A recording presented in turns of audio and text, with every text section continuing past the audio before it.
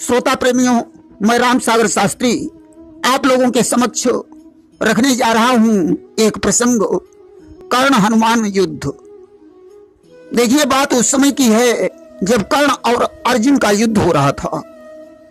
अर्जुन जब बाण मारते थे तो कर्ण का रथ 7 कदम पीछे हट जाता था, और कर्ण जब बाण मारता था तो अर्जुन का रथ 2.5 कदम पीछे हट जाता था। भगवान कृष्ण कर्ण की प्रशंसा करते हैं कि धन्य कर्ण जग जीवन तोरा, बाण घात डोलई रथ मोरा। धन्य है कर्ण, मैं तेरी वीरता पर प्रसन्न हूं जो तूने मेरे रथ को 2.5 कदम पीछे हटा दिया। अर्जुन ने कहा, प्रभु मैं कर्ण के रथ को 7 कदम पीछे हटा देता हूं, फिर भी आप कर्ण की प्रशंसा कर रहे हैं। भगवान कृष्ण ने हंसकर कहा, अर्जुन कर्ण कोई मामूली योद्धा नहीं है। बाबा भीष्म में ब्रह्मचर्य का बल था, परंतु कर्ण में दान वीरता का बल है। तुम्हें मालूम होना चाहिए कि त्रिलोकों का भार लेकर मैं तुम्हारे रथ पर बैठा हूं। बजरंगबली ध्वजा लिए हुए रथ पर विराजमान है, साथ ही साथ शेषनाग तुम्हारे रथ की धुरी संभाल रहे हैं। इतने पर भी कर्ण तुम्हारे रथ को 2.5 कदम पीछे हटा देता है। अगर ऐसी व्यवस्था नहीं होती तो शायद तुम्हारे रथ का पता भी नहीं चलता। सजनों, यह बात बिल्कुल सत्य है कि अगर अर्जुन की तरफ कृष्ण नहीं होते तो कर्ण कभी अर्जुन से परास्त नहीं होता। श्याम का जो सहारा न होता, कर्ण अर्जुन से हारा न होता। इतना ही नहीं, कर्ण ने जब विराटपुर में जाकर गायों को घेरा था, उनके खुरों में कीड़े उत्पन्न कर दिए। उस समय मिथुनी नाम की गाय जिससे चला नहीं जा रहा था, उसने कर्ण को श्राप दे दिया कि यही से अचल कीन्ह तनु मोरा, और भारत मां अटकई रथ तोरा। जैसे तूने मुझे चलने से लाचार कर दिया, उसी प्रकार महाभारत के युद्ध में तेरा रथ अटक जाएगा। अगर युद्ध में कर्ण का रथ नहीं अटकता तो भी कर्ण अर्जुन के हाथों नहीं मारा जाता। कर्ण के पास परशुराम के दिए हुए 5 बाण थे, जिन्हें माता कुंती मांग ले गईं। अगर वे बाण कर्ण के पास होते तो भी कर्ण मारा नहीं जाता। कर्ण के पास कवच और कुंडल थे, जिन्हें इंद्र ब्राह्मण बनकर मांग ले गए। अगर कवच और कुंडल कर्ण के पास बने रहते तो भी कर्ण मारा नहीं जाता। कर्ण के पास ब्रह्मा की दी हुई ब्रह्म शक्ति थी, जिसे मजबूर होकर भीमपुत्र घटोत्कच पर चलानी पड़ी। अगर ब्रह्म शक्ति उसके पास बनी रहती तो भी कर्ण मारा नहीं जाता। कर्ण के तरकस में चुनचुक सर बनकर एक सर्प रहता था, जो अर्जुन का शत्रु था। उसका संधान करने पर जब चुनचुक ने अर्जुन का कुछ नहीं बिगाड़ पाया तो कर्ण ने उसे क्रोधित होकर तरकस से बाहर निकाल दिया। चुनचुक ने कर्ण को श्राप दे दिया, जाओ कर्ण, अब महाभारत के युद्ध में तुम्हारा विनाश निश्चित होगा, यह मेरा श्राप है। अगर चुनचुक ने श्राप न दिया होता तो भी कर्ण नहीं मारा जाता। एक बार कर्ण के हाथों से एक ब्राह्मण की गाय मर गई। उस ब्राह्मण ने कर्ण को श्राप दे दिया कि मौत रही होगी जभी तेरे सन्मुख झूल, संचालन ब्रह्मास्त्र का जाएगा तू भूल। जब मौत तेरे सामने खड़ी होगी उस समय तू ब्रह्मास्त्र का चलाना भूल जाएगा। अगर उस ब्राह्मण का ऐसा श्राप न होता तो भी कर्ण अर्जुन के हाथों से नहीं मारा जाता। इस प्रकार कर्ण की मृत्यु के अनेकों कारण रहे। आइए उसी प्रसंग पर भगवान कृष्ण ने कहा, अर्जुन इतनी व्यवस्था होने पर भी कर्ण हमारे रथ को 2.5 कदम पीछे हटा देता है। अर्जुन आज शांत हो गए। दोनों के बीच संग्राम छिड़ गया। धनुआ पर धनुआ खड़क उठे, बाणों पर बाण बोल उठे। वीरों का बांका युद्ध देख पृथ्वी पाताल डोल उठे। कोई अंधकार बाण छोड़ता है, तो कोई प्रकाश बाण छोड़ रहा है, कोई अग्नि बाण छोड़ता है तो कोई मेघ बाण छोड़ रहा है, कोई नाग बाण छोड़ता है तो कोई गरुण बाण छोड़ रहा है। दोनों में भयंकर युद्ध हो रहा है कि पार्थ कर्ण का चल रहा था भीषण संग्राम। महावीर कर रहे थे महावीर का काम। बजरंग बली को कर्ण पर बड़ा क्रोध आ रहा था, वे भी अपनी वीरता का प्रदर्शन कर रहे थे कि क्रोधातुर हो कर बजरंगी, रिपुसेना को देखते जभी, रण छोड़ पलायन हो जाते, मच जाता हाहाकार तभी। क्रोधावेश में ज्यों ही बजरंगबली कर्ण की सेना की तरफ देखते, सेना भाग खड़ी होती थी। अब तो कर्ण ने अपनी सेना का ऐसा हाल देखा, उसने बाणों की बौछार कर डाली, जिनमें से कुछ बाण भगवान कृष्ण के शरीर में लगे कि जब कर्ण वीर के बाणों से घायल वे यदु के नाथ हुए, कटकर गिर गया कवच उनका, तब क्रोधातुर कपिनाथ हुए। जिस समय कर्ण के बाणों से भगवान कृष्ण घायल हो गए और उनका कवच कट गया, अब भला बजरंगबली जैसा भक्त कहां शांत रह सकता था कि आ गया जोश तन कांप उठा, कर्मी निज गदा उठाई है, हो गए खड़े रथ के ऊपर भीषण गर्जना लगाई है। भगवान कृष्ण की हालत देखकर बजरंगबली को क्रोध आ गया।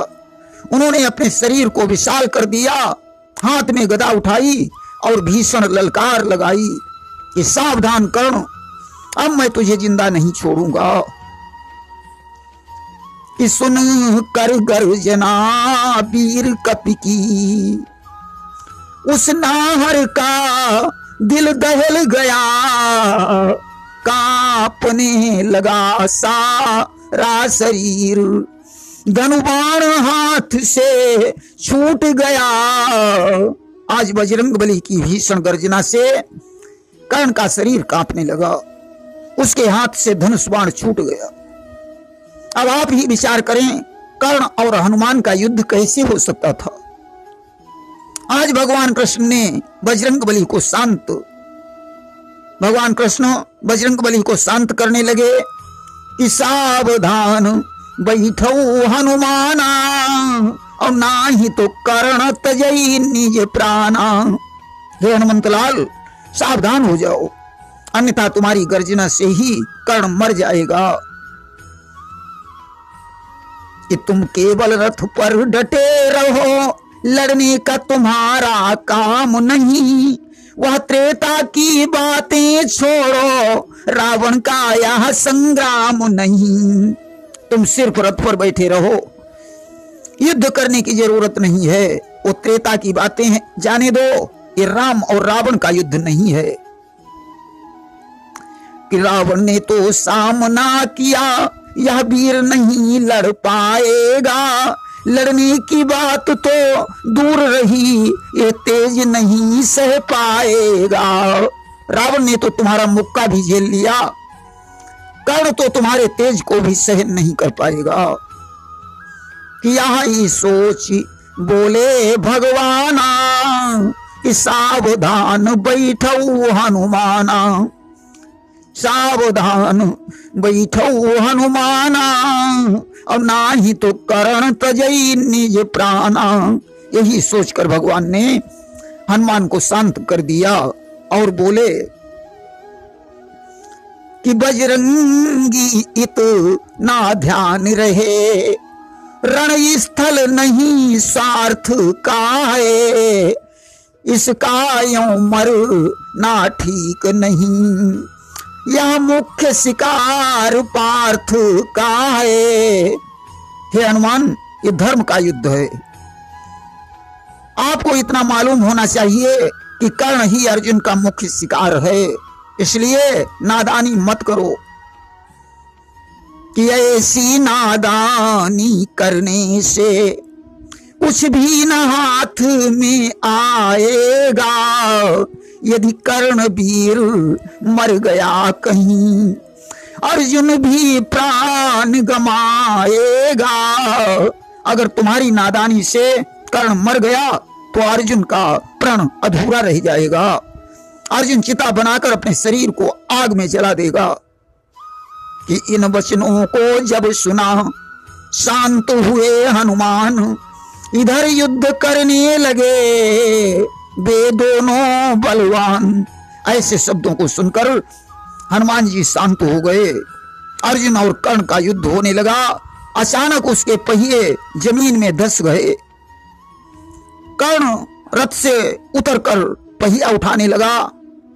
अगर वह चाहता ब्रह्मास्त्र चलाकर अर्जुन को मार डालता, परंतु शापवश वह ब्रह्मास्त्र चलाना भूल गया। उसी समय कृष्ण ने अर्जुन को संकेत किया, मौका है कर्ण के बाण मारो। अर्जुन ने कहा, प्रभु मैं निहत्थे पर वार कैसे कर सकता हूं। कृष्ण ने कहा, अर्जुन भीम को जहर दिया गया, उसमें कर्ण की चाल थी।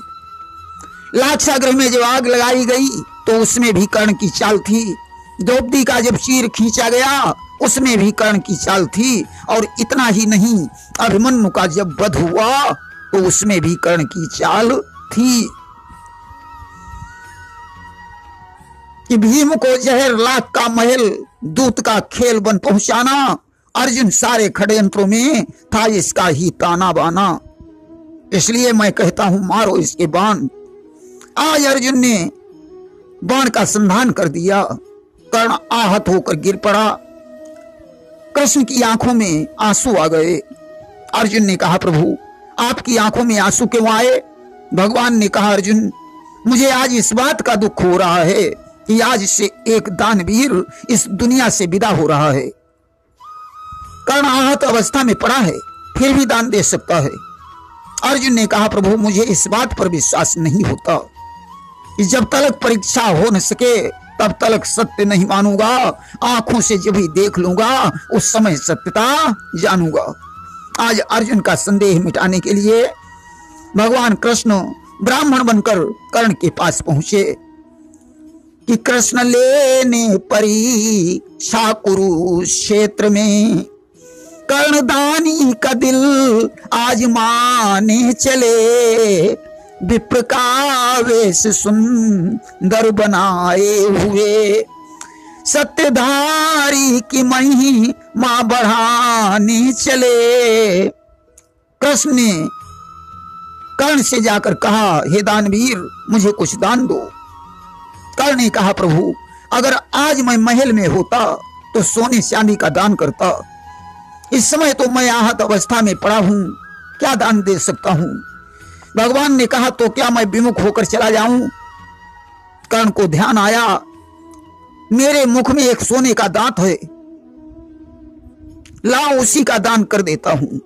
उसने कृष्ण से कहा, दुजिबर उस सामने एक पत्थर पड़ा है, उसे उठाकर मुझे दे दो, मैं आपको सोने का दान दूंगा। इस सोने का दान दूंगा दुजराज मरते मरते, मेरे हाथ ना थकेंगे कभी दान करते करते। भगवान ने कहा, अगर तुम दानी हो तो पत्थर को स्वयं उठा लो। कर्ण ने घिसट कर पत्थर उठाया, दांत तोड़कर भगवान की तरफ बढ़ाया। कृष्ण ने इनकार कर दिया कि झूठा है दान दानी, इसको मैं ले लूं कैसे। देना है धोखे दे दो, नहीं लौट जाऊं वैसे। भगवान ने कहा, मैं झूठा दान नहीं ले सकता हूं, अगर देना है तो धोकर दो।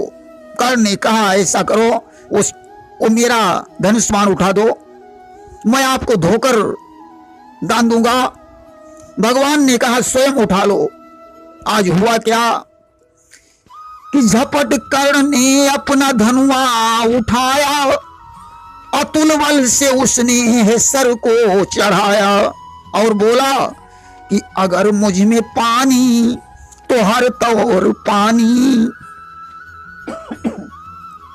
अगर मुझ में पानी तो हर तौर पानी, कुरुक्षेत्र मैदान की है कहानी।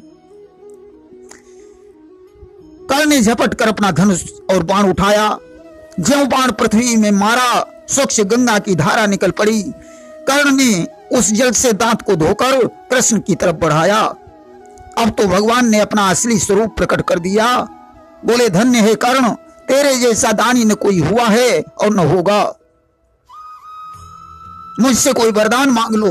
कर्ण ने कहा, प्रभु, मरने के बाद हमारी चिता उस जगह जलाना जहां कोई कभी जला न हो।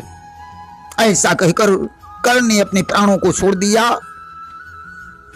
भगवान ने कर्ण की चिता अपनी हथेली पर जलाई। प्रेम से बोलिए वृंदावन बिहारी लाल की जय।